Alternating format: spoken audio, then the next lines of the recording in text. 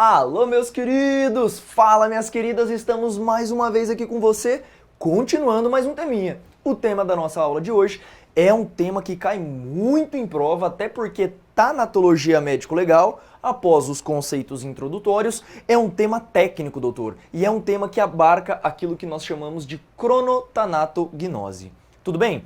Os livros de medicina legal, doutor, quando trabalham a respeito da chamada tanatologia médico-legal, muitas vezes, nesse próprio capítulo, eles trabalham com aqueles dois documentos que eu já trouxe à tona para você, que é justamente o atestado de óbito e a declaração de óbito. Aí você vai me dizer, Pedro, mas você não falou de atestado de óbito, você falou só de atestado médico. Pois é, doutor. Aqui nesse tema, quando se inicia essa parte mais prática de tanatologia, as doutrinas, aqui eu quero citar para você um destaque que é a doutrina do Genival Veloso França. Ele faz uma diferença entre o atestado de óbito e a declaração de óbito. Doutor, perceba, para a doutrina, o termo mais correto é atestado de óbito. Por quê? Lembra quando nós trabalhamos o atestado? Eu falei que para que o documento seja chamado de atestado, ele tem que ser feito por pessoa técnica competente para tal.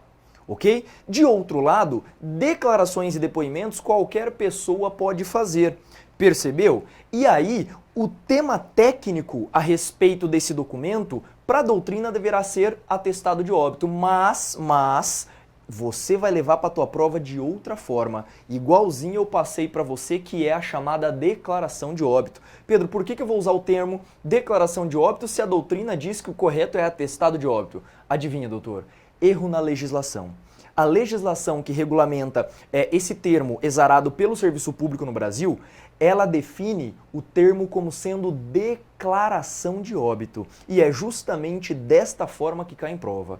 Por mandamento legal, portanto, o termo correto seria declaração de óbito para a tua prova, apesar de haver crítica doutrinária. Já fazemos então esta diferença crucial e eu também já disse para você em aulas anteriores que é possível qualquer médico emitir a declaração de óbito, seja o médico assistencial, seja o médico do serviço de verificação de óbitos ou até mesmo o médico legista. Tudo bem? Bacana? Então agora vamos entrar na tanatologia um pouco mais na prática junto com a cronotanatognose.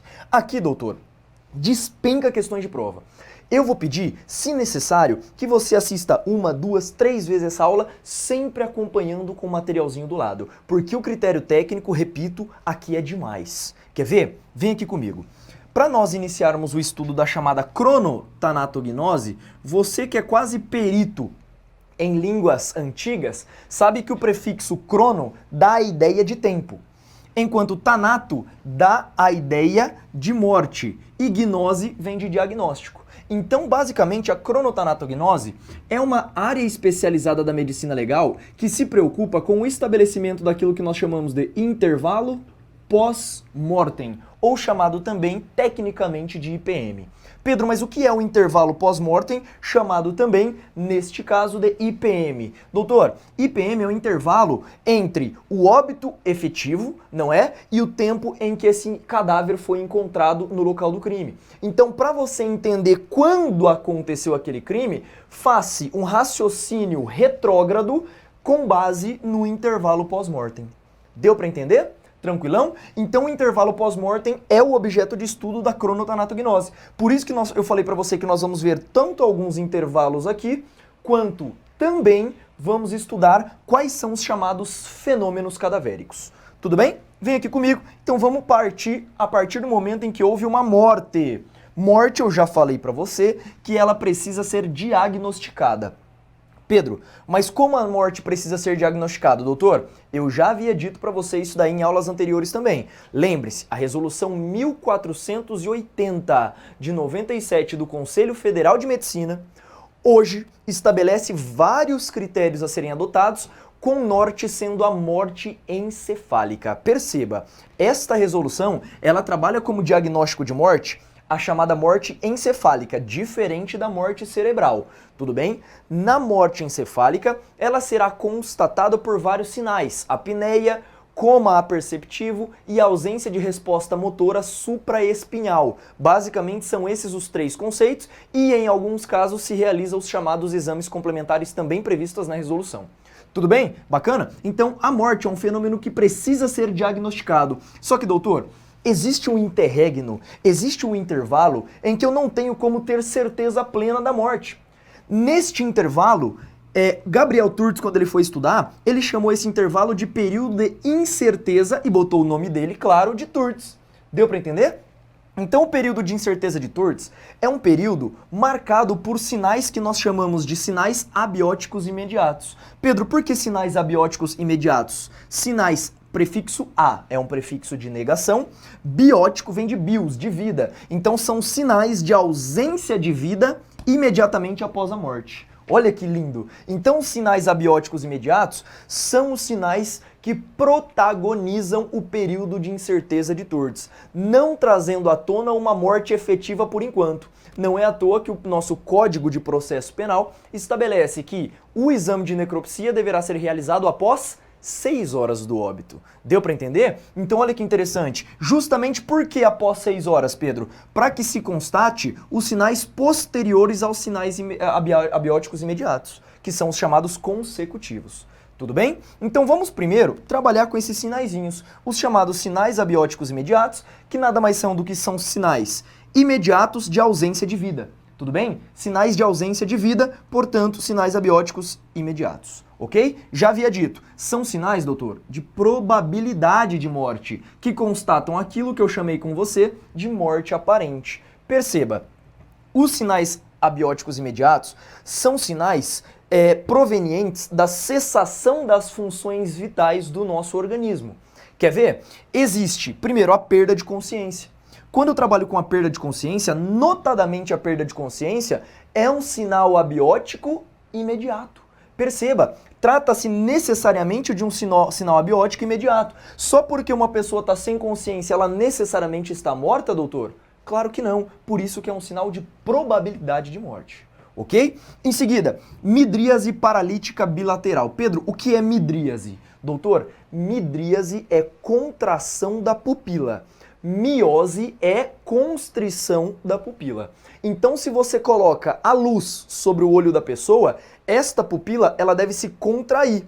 Tudo bem? Se ela não se contrair, significa que a sua resposta do sistema nervoso central não está o quê? Atuando sobre os seus olhos. Neste caso, a pupila permanece dilatada se a pessoa estiver morta. Diga-se midríase, paralítica, porque com o estímulo da luz ela não responde, bilateral, dos dois olhos. Tranquilo, bem simples. Parada cardiocirculatória. Pedro, parada cardiocirculatória não marca certeza de morte? Doutor, não. Só porque o coração dela parou, não significa que esta pessoa está morta.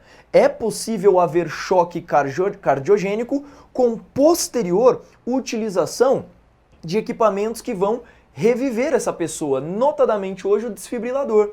Tudo bem? Então é possível sim se constatar parada cardiocirculatória sem a constatação efetiva da morte. Ok? Em seguida, parada respiratória. Doutor, parada respiratória também não é típica de certeza de morte. É por isso que esses dois sinais, quando eles aparecem em prova, eles dão a ideia pro candidato de que de fato a pessoa morreu, mas doutor, nem sempre. Ok? São sinais de probabilidade. Depois, imobilidade e insensibilidade. Esta imobilidade e insensibilidade são marcados por estímulos daquilo que nós chamamos de arco reflexo. O médico, ele tenta bater em regiões específicas do corpo em que você tem impulsos, não é? Que você tem reflexos, logo, involuntário, você sabe muito bem disso, e insensibilidade em relação a alguns tipos de sinais e canais. Aqui, testes de circulação são muito citados pela doutrina. Na prática se usa bem menos do que se esperava. Mas esses testes de presença ou ausência de circulação são testes citados pela doutrina médico-legal que eu não tenho como deixar de ver com você aí no seu material. Então me acompanha que a gente vai para a tela e eu vou jogar para você 4 testes de circulação também utilizados dentro do período de incerteza de Turtz, sendo constatado aquilo que nós chamamos de sinais abióticos imediatos. Vem comigo para a tela. Olha só. Existem, então, alguns testes que marcam ausência de circulação. Primeiro, o teste de Magnus. Doutor, teste de Magnus é o teste mais simples que se faz. Amarra-se um torniquete ao redor de um dedo e, se essa pessoa estiver com circulação, o dedo ele vai ficar roxinho. Se não tiver circulação, o que acontece? Ele fica branco, ele permanece branco. Se tiver circulação, ele vai ficar arroxeado, com gesto. Tudo bem? Teste de Magnus é o teste mais bobão que se faz, né? Muito simples, o nome técnico só assusta. Teste de Halloan, doutor. No teste de Halloan, aplica-se uma gota de éter no fundo do saco conjuntival. Pedro, o que é saco conjuntival? Doutor, no olho. Aplica-se uma gota de éter no olho. Se ele ficar vermelho e irritado, é porque tem circulação, ou seja, haverá congestão. Se ele não apresentar resposta de eritema ou até mesmo de congestão, obviamente concentração de sangue, aí, nesse caso, há ausência de circulação. Existe ainda o teste de Rabuillat. O teste de Rabuillat, você coloca éter no tecido subcutâneo. Doutor, o tecido subcutâneo é um tecido adiposo. E, perceba agora, se você injetar éter no tecido que é adiposo e ele refluir pela própria ferida, não há circulação. Se houver infiltração nas malhas do tecido adiposo, é porque existe uma resposta inflamatória e consequente absorção desse éter. Aí haverá circulação. E por fim, o teste do ICAR. Doutor, em se tratando desse teste, será injetado fluoresceína. Olha só que interessante. Pega aqui comigo, ó. Deixa eu só assinalar a caneta aqui de novo, ó. Será injetado fluoresceína, certo? Na veia do cara. Olha só que interessante. Pode ser tanto endovenosa quanto intramuscular, só que é muito mais utilizada a intravenosa, né? Nesse caso, se houver circulação, essa fluoresceína aqui, ela vai ser levada até os olhos e os olhos vão ficar de que cor? Verde. Concorda que nesse caso, perceba, se não tiver circulação, a fluoresceína não vai para o olho. Se tiver circulação, ela vai e deixa o olho verdinho aí. Ok? Tranquilão? Com isso, nós fechamos então alguns testes de circulação notadamente previstos dentro dos chamados sinais abióticos imediatos, ok? Agora o que eu vou fazer com você? Vamos trabalhar alguns sinais consecutivos. Perceba, quando eu trabalho com você com aquela questão dos sinais abióticos imediatos, doutor, estes sinais eles vão acontecendo, mas ao mesmo tempo é possível ainda se constatar alguns sinais abióticos de certeza de morte. Diga-se, sinais chamados de abióticos consecutivos, não mais apenas sinais de probabilidade de morte, mas agora sinais de certeza. Doutor, a causa destes sinais são exatamente as mesmas daqueles causadores dos sintomas dos sinais abióticos imediatos. Só que aqui você vai perceber que existem algumas situações que não tem como probabilisticamente aquele morto desenvolver, ok? Vamos primeiro falar a respeito dos espasmos cadavéricos. Olha que interessante. Pedro, o que é um espasmo cadavérico? Doutor, é uma contração muscular rápida e involuntária. Isto é um espasmo. Muitas vezes, não sei se você já chegou a ver isso, mas nos IMLs existe um cadáver lá e de repente ele faz assim, ó, do nada. Você fala, mas que porra é essa, cara? Tá vivo? Não, é normal que haja espasmos cadavéricos. Sabe por quê, doutor? O fenômeno de rigidez cadavérica, nós veremos que ele é um fenômeno notadamente, perceba, químico ou físico-químico. Nós veremos essa natureza. E o espasmo cadavérico é nada mais do que um fenômeno em que o próprio músculo daquele cadáver, em alguns pontos apenas, descarrega uma carga de cálcio contido dentro das células chamadas de miócitos, das fibras musculares. Tudo bem? Este cálcio que fica dentro de uma organelazinha que nós chamamos de retículo endoplasmático, ele é deflagrado para o citoplasma e contrai algumas fibras que ali estão dispostas, gerando esse espasmo cadavérico. Tudo bem? Então olha que interessante. Espasmos cadavéricos são sinais de certeza de morte. Por quê, Pedro? Porque as células já não respondem de maneira fisiológica mais a estímulos. Apenas vão liberando os seus conteúdos ali no meio. Percebeu? Aqui existe um epônimo chamado de sinal de Cosso, certo? Este sinal, ele marca a face da pessoa no momento em que ela foi surpreendida diante de uma morte súbita. Doutor, quando a gente fala em morte súbita, eu já falei pra você que nesta morte em específico, ela é rápida e muitas vezes causada por surpresa. Doutor, você já deve ter assistido alguns filmes, não é? Lembra da Samara? Lembra? Não sei se você já assistiu o filme.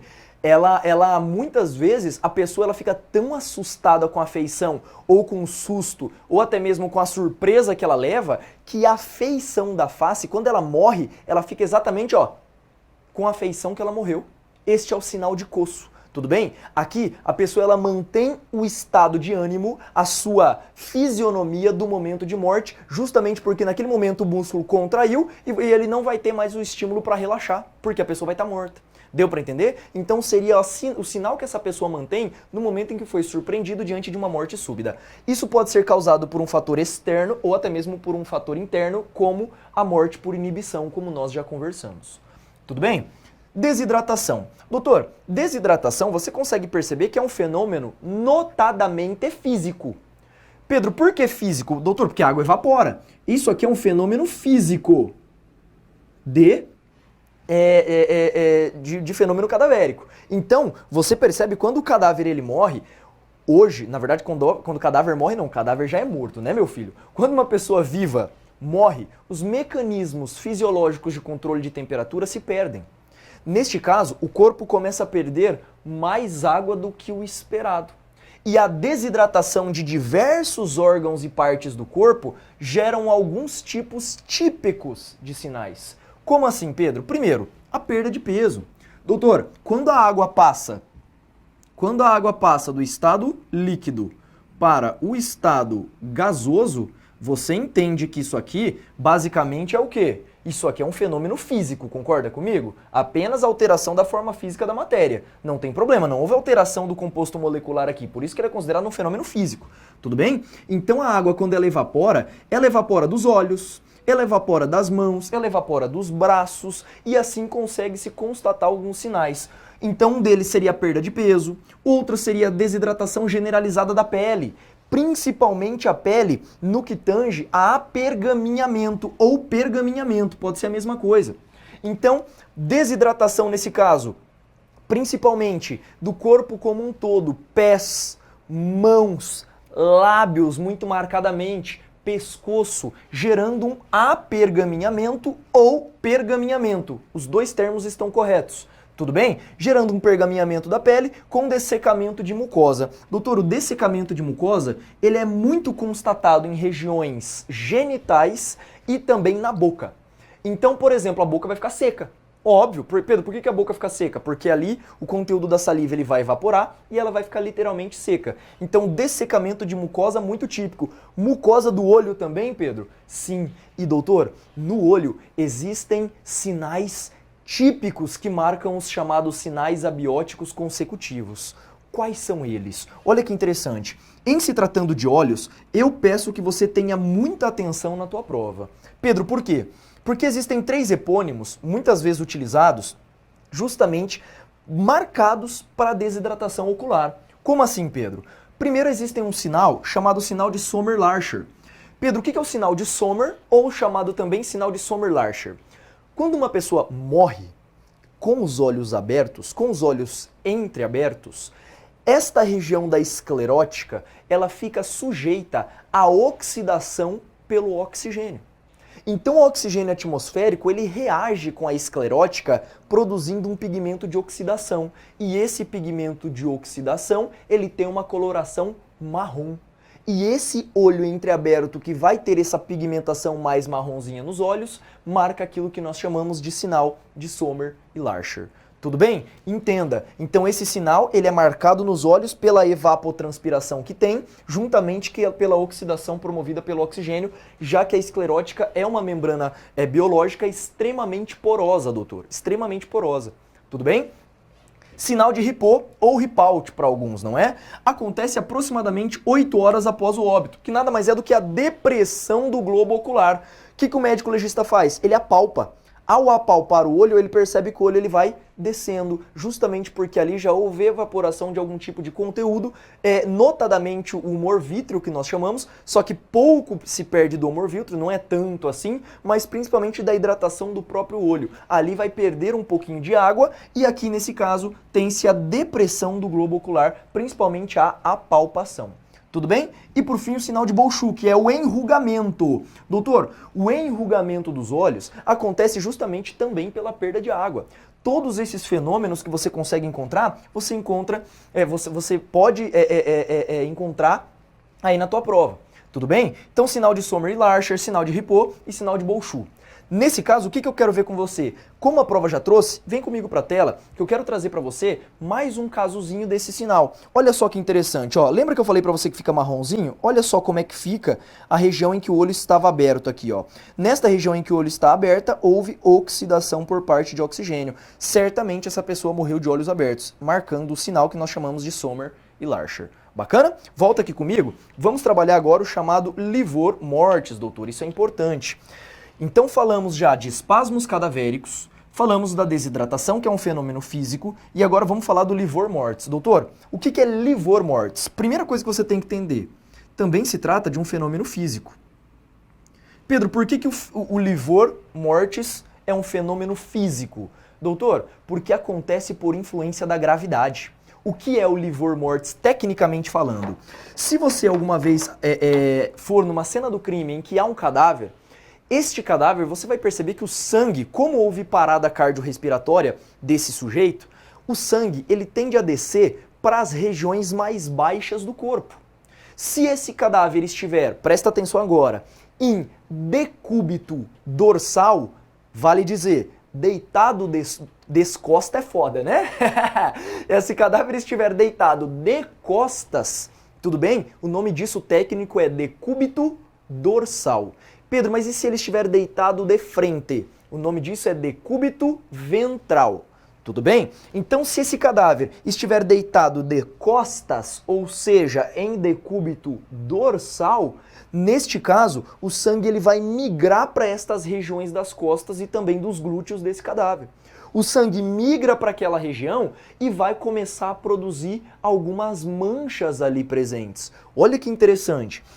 A ação da gravidade atua sobre o sangue, fazendo com que ele migre para as regiões mais baixas do corpo, gerando marcas vinhosas. Muitas marcas vinhosas, e no local em que há compressão do tecido, por exemplo, com o chão ou com alguma superfície, ali fica esbranquiçado. Isto é o chamado livor mortis, ou chamado de livores hipostáticos. Livor hipostático, hipo vem de quê? Pequeno, baixo. Estase vem de quê? De movimentação sanguínea. Estase é o sangue parado. Um livor hipostático é um livor produzido por sangue parado. Tudo bem? Então, o início do livor mortis, isso aqui você tem que dominar muito bem para a tua prova. Para a doutrina majoritária, o início do livor mortis se dá cerca de 2 a 3 horas após o óbito, e a fixação após 8, alguns dizem entre 8 e 12 horas, mas pode levar mais seguramente 12 horas. Olha que interessante. O livor mortis, novamente, ele se inicia de 2 a 3 horas após o óbito. E ele será fixado com 12 horas. Pedro, como é que isso funciona?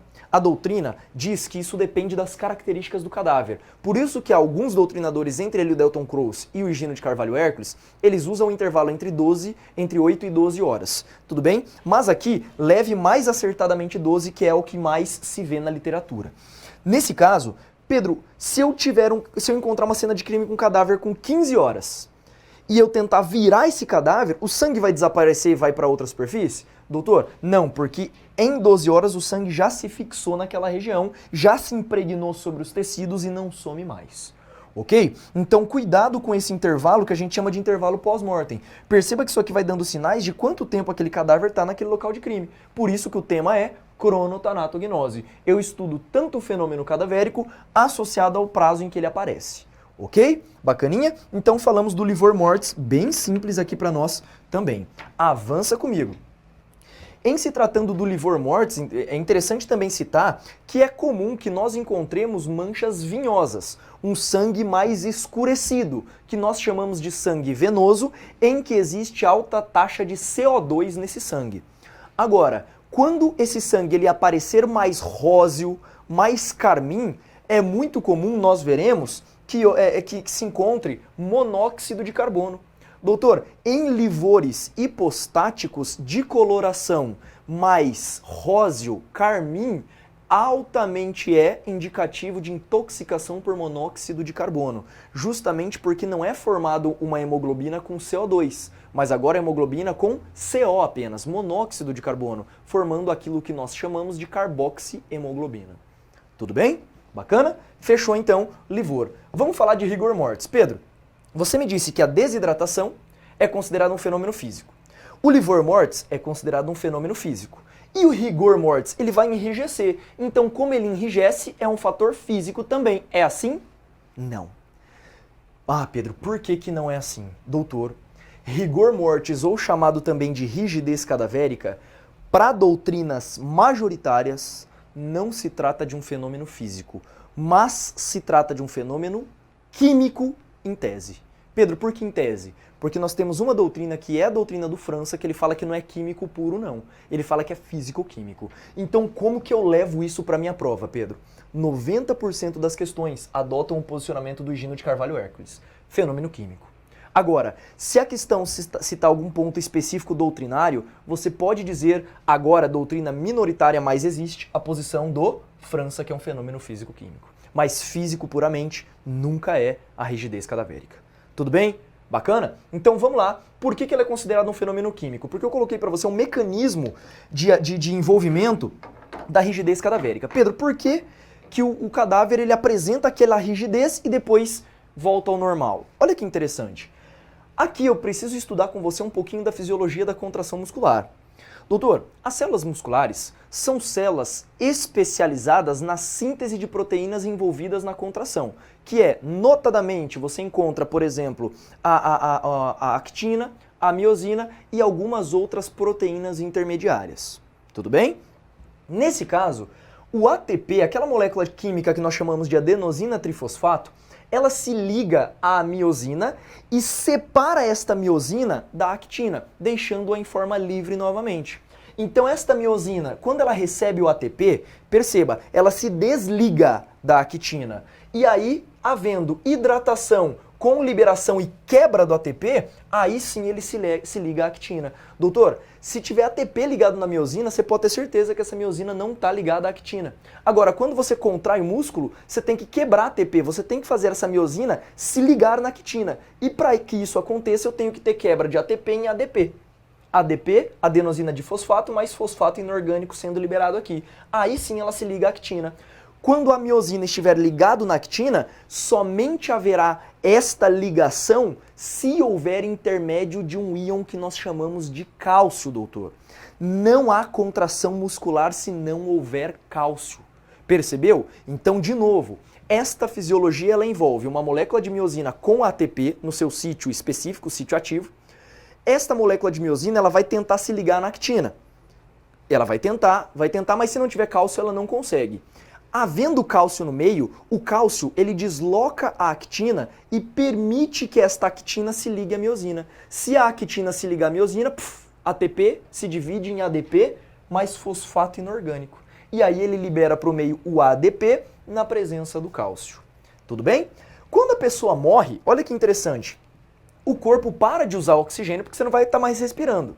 Logo, a célula para de fazer aquilo que nós chamamos de respiração celular aeróbia e ela começa a fermentar. Se ela começa a fermentar, ela começa a produzir muito ácido, notadamente o ácido lático. O ácido lático reduz o pH do meio, porque o pH se torna mais ácido, influenciando diretamente as enzimas que estão dentro desta fibra muscular. E elas se tornam desnaturadas ou reduzem a sua eficácia enzimática. Tudo bem? Com isso, as enzimas que controlam a concentração de cálcio dentro desta célula, elas não vão mais conseguir controlar e vão fazer com que o cálcio dentro de uma organela que nós chamamos de retículo endoplasmático libere cálcio para o citoplasma, fazendo com que haja o quê? Uma contração generalizada muscular. Deu para entender? É um fenômeno bastante bioquímico. Não sei se você percebeu, mas você tem que dominar isso para a tua prova e é claro que eu deixei isso muito bem visto aí no seu materialzinho, ok? Então, olha que interessante, haverá liberação de cálcio no citoplasma, estimulando de fato a rigidez generalizada.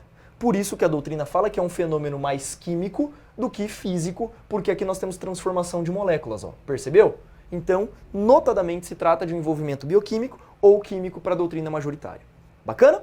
Legal. Lei de Nisten-Sommer.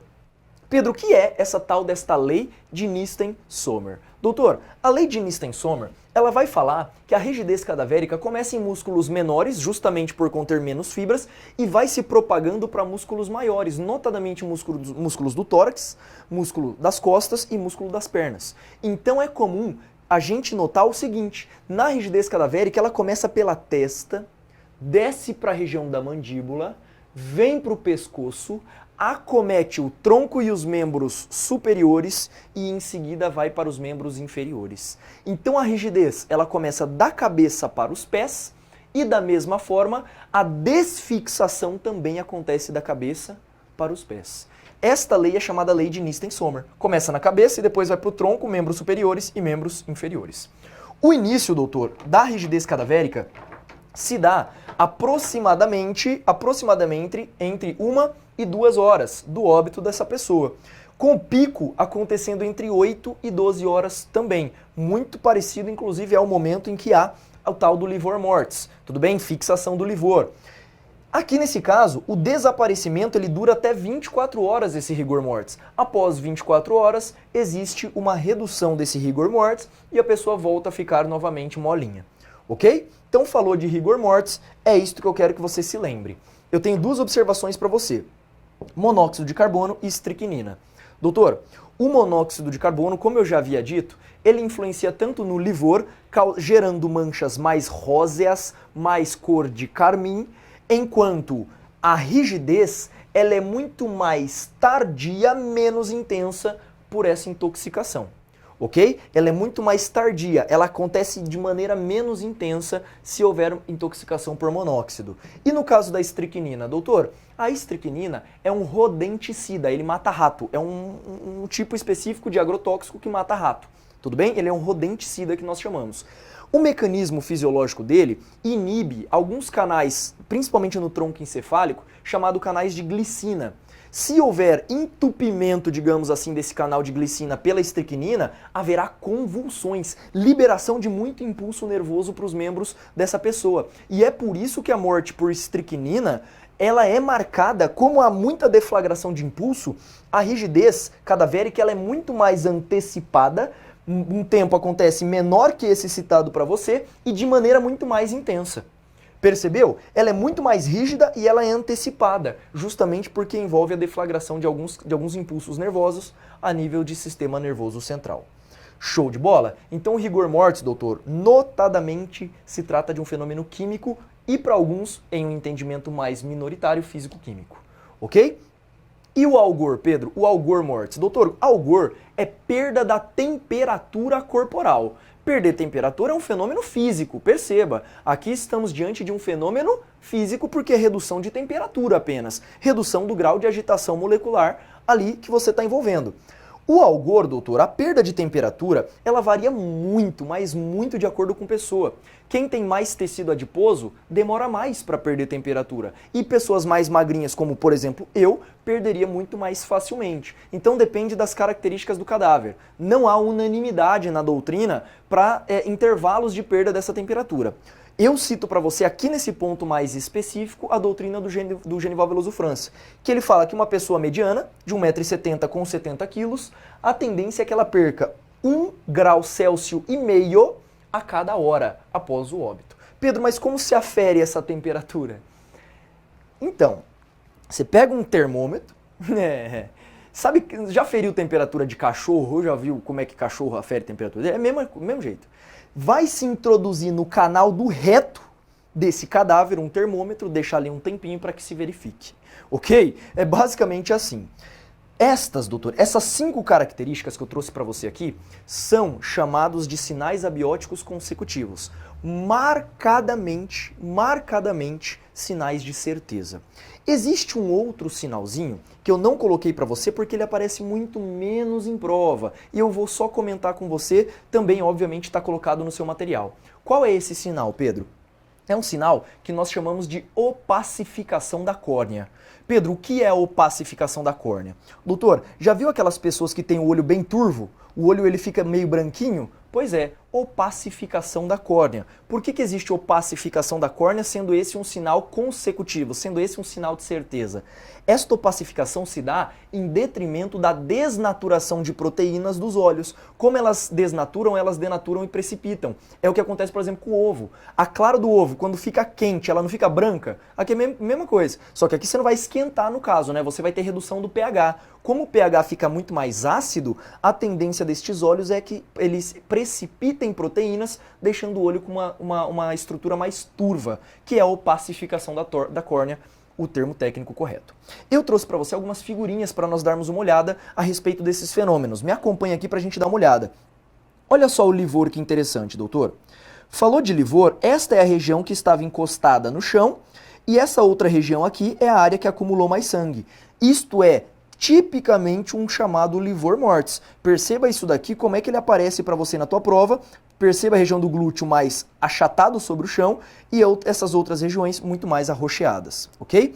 Aqui eu trouxe para você, deixei no seu material o mecanismo de ação trazido pela bioquímica em se tratando da miosina, não é? A ATP-miosina, ela sofre uma hidratação e quebra a molécula de ATP.